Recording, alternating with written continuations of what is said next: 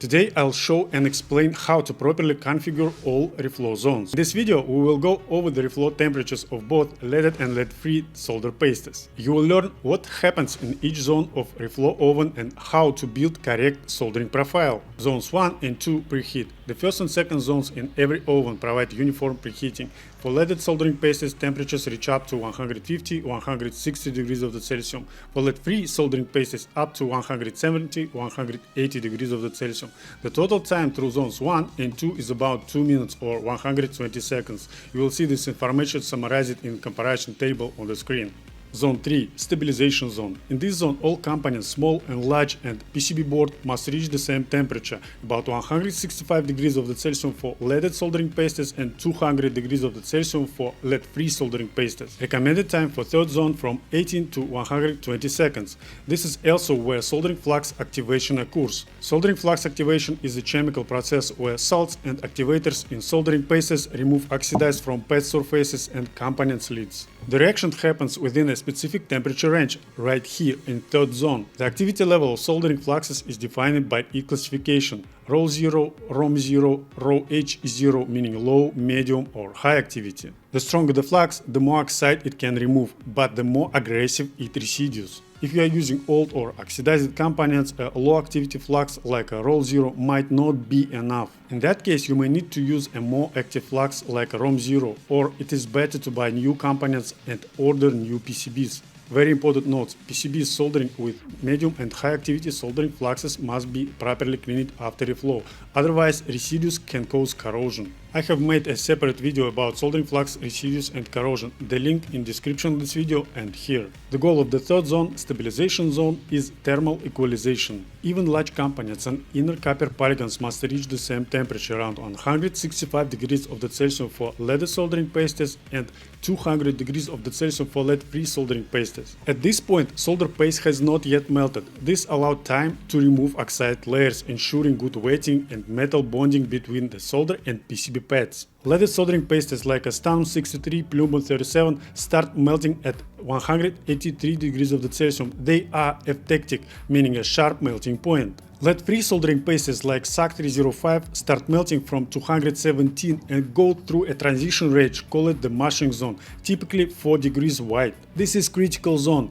It's better to give the stabilization zone a bit more time than to rush into reflow with uneven heating. In high volume production, these timings are of course finely tuned and optimized, but always check the soldering paste datasheet, especially the exact melting range. That's key to setting up your oven. Zone 4 – Reflow. In this zone, the solder paste must start melting all at once across the PCB. Typical air temperatures in this zone: 205–210 degrees of the Celsius for leaded soldering pastes, 235–245 degrees of the Celsius for lead-free soldering pastes. Recommended time for zone 4 around 40 seconds. Here's the common issues. If the board moved too quickly through the previous zone, thermal stabilization might not be complete. Large components may not have fully heated up. So when the PCB board enters to zone 4, these components will continue absorbing heat from the surrounding area. As a result, solder around them may fail to reflow on time, causing cold joints and components misalignment. Zone 5 – Cooling PCBs. Modern ovens have a dedicated zone for cooling PCBs, but older or cheaper models may rely on simple fans at the exit, rapidly cooling the board below the melting point. This quick cooling approach may work for leaded soldering paste, but it's not acceptable for lead-free soldering paste. Why? Because lead-free alloys must pass through the mushing zone. The solidification range around 217 degrees of the Celsius very slowly and smoothly. If this cooling is too fast for lead-free soldering pastes, it may create micro cracks or voids inside joints. That severely affects the long-term reliability of the assembly. That's why many reflow ovens have 2 or even 3 cooling zones to allow the gradual shrinkage of solder joints. The goal is to gently pass through the mushing zone. The exact solidification point may vary slightly depending on the solder paste formula. Also, the time in each zone may differ from the number of zones.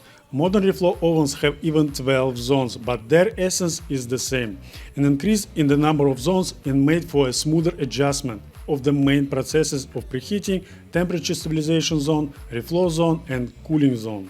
Zone timing summary.